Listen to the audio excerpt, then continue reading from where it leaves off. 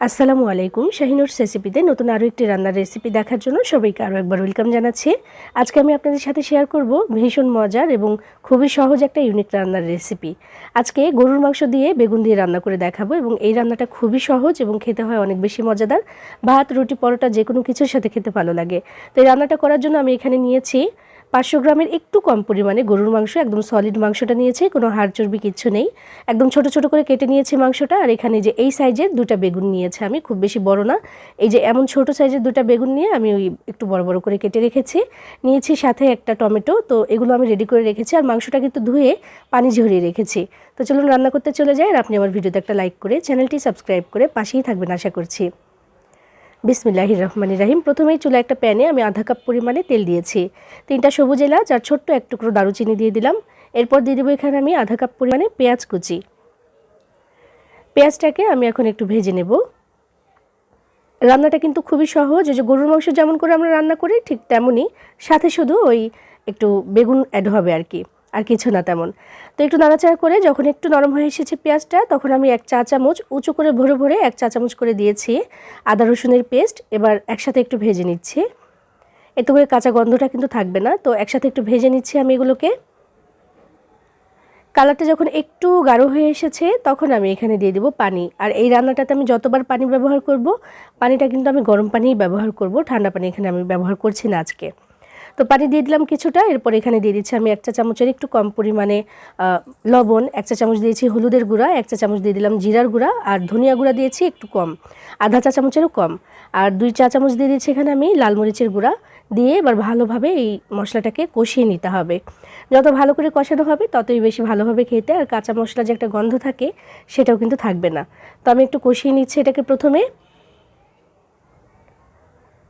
মাংসটাকে প্রথমে কিন্তু সেদ্ধ করে নিতে হবে, কারণ মাংসটা একটু সেদ্ধ করার ব্যাপার আছে। তবে ওই যে বেগুনটা আমি নিয়েছি ওটা সেদ্ধ হতে কিন্তু খুব একটা সময় লাগবে না, তাই একদম শেষে অ্যাড করব ওই বেগুনটা।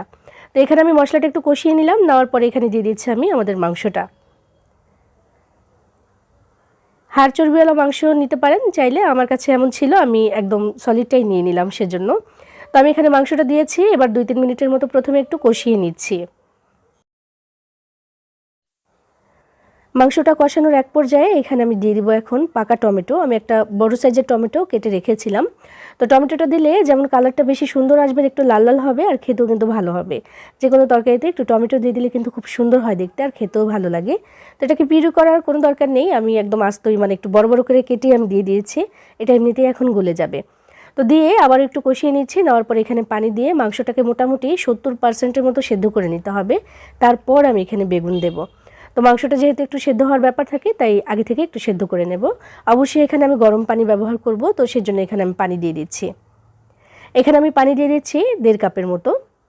পানিটা দিয়ে তারপর নাড়াচাড়া করে মিশিয়ে দিয়ে ঢাকনা দিয়ে ঢেকে তারপর এই পানিটা শুকিয়ে যাওয়া পর্যন্ত অপেক্ষা করব। ততক্ষণে এটা ভালোই সেদ্ধ হয়ে যাবে আশা করছি। যেহেতু মাংসের পরিমাণ কম তাই পানিটাও কম দিয়েছি। তো নেড়ে চেড়ে এবার আমি ঢাকনা দিয়ে ঢেকে এটাকে রেখে দিচ্ছি। মিডিয়াম আঁচে রাখবো, আর মাঝে মধ্যে অবশ্যই একটু নাড়াচাড়া করে দিতে হবে। পানিটা মোটামুটি যখন এমন কমে এসেছে তখন ঢাকনাটাকে তুলে নিচ্ছে। ধীরে ধীরে কষানো হবে, আর কালারটাও কিন্তু ধীরে ধীরে একটু গাঢ় হতে শুরু করবে। দেখেন পানিটা কিন্তু আরও কমে এসেছে একটু নাড়াচাড়া করে নিতে নিতে। এবার এখানে আমি দিয়ে দেবো কেটে রাখা বেগুনগুলো। বেগুনটা একটু বড় করেই কেটেছি আমি, মাংসের যে সাইজ তার থেকে একটু বড় করেছি, তার কারণ বেগুন কিন্তু একেবারেই নরম। এটা সেদ্ধ হতে খুব একটা সময়ও লাগে না, আর একদম গলে গলেই যায়। আর এটা আস্ত এমনিতেও থাকবে না, একটু আধা গলা টাইপের হবে। তো প্রথমে আমি বেগুনটা দিলাম এখানে, দিয়ে একটু নাড়াচাড়া করে 2 মিনিটের মতো আবারও একটু কষিয়ে নিচ্ছি বেগুনের সাথে। কষানো হয়ে গেলে তারপর এখানে আমি পানি দিয়ে দেব সেদ্ধ হওয়ার জন্য।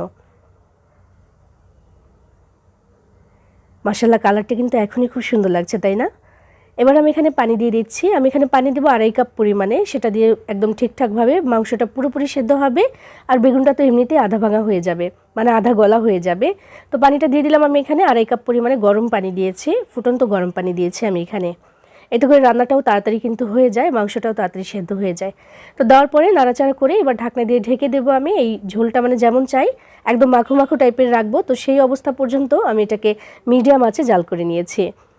মাঝে মাঝে অবশ্যই নাড়াচাড়া করে দিয়েছি বেশ কয়েকবার করে। তো যে এই অবস্থায় চলে এসেছে এটা, আমাদের রান্নাটা কিন্তু মোটামুটি হয়ে এসেছে। আর এই যে দেখেন ঝোলটা, আর বেগুনটা কিন্তু একদম আধা গলা টাইপের হয়ে গেছে, ঝোলের সাথে মিশে গেছে, এই জন্য ঝোলটা আরও বেশি গাঢ় লাগছে দেখতে। এবং এই রান্নাটা কিন্তু এমনই, আর এরকম খেতেই বেশি ভালো লাগে।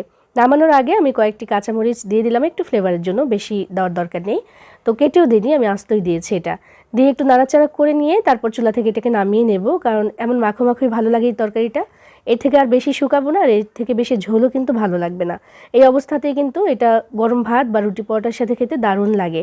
আমি চুলাটা বন্ধ করে দিয়েছি, আমার রান্নাটা হয়ে গেছে। এবার চুলা থেকে নামিয়ে গরম গরম সার্ভ করে দিলেই কিন্তু হয়ে গেল। তৈরি হয়ে গেল গরুর মাংস দিয়ে বেগুনের অসাধারণ একটা রান্না, বা বেগুন দিয়ে গরুর মাংসের অসাধারণ একটা রান্না, যেভাবেই বলি না কেন খেতে কিন্তু দারুণ। এভাবে যদি খেয়ে না থাকেন একদিন একটু ট্রাই করে দেখতে পারেন, অল্প করে একটু রান্না করে দেখতেই পারেন, অনেক বেশি মজাদার হয়। বানিয়ে খেয়ে দেখবেন, ভালো লাগবে ইনশাআল্লাহ। সবাই ভালো থাকবেন, সবার জন্য সবাই দোয়া করবেন। আল্লাহ হাফেজ।